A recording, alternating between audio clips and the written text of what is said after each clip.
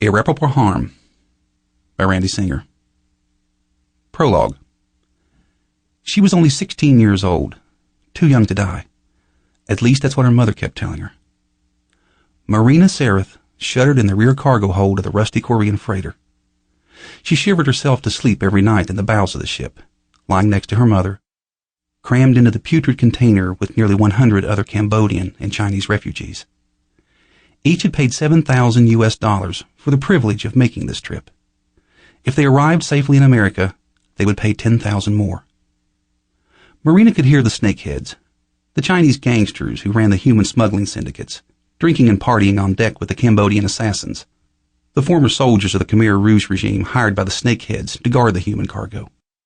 Her mother assured her that everything would be all right. She would rub Maryna's slender shoulders with her own bony hands, trying to keep Maryna warm.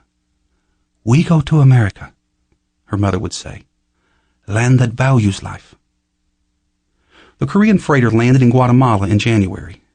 Maryna, her mother, and several others were smuggled into Mexico in the tight crawl space under a false floor in the back of a grapefruit truck. In Mexico, 3 armed coyotes picked up the escort and acted as guides to cross the border. They crossed the desert on foot, with little water and less food. On the 6th day, they sliced through a chain-link fence and reached America. But now, just as the group of 23 immigrants prepared to spend their first night on American soil, they had been cornered in the brush by Charlie Coggins, an infamous vigilante landowner who hunted illegal immigrants for sport. Maryna heard the hiss of a bullet and felt the sand spray up around her.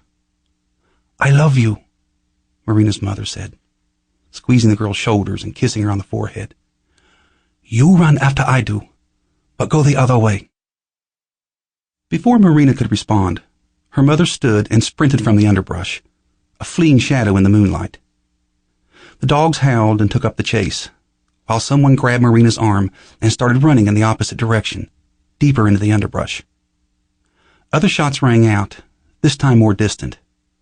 Maryna glanced back over her shoulder, searching for the slender silhouette in the moonlight.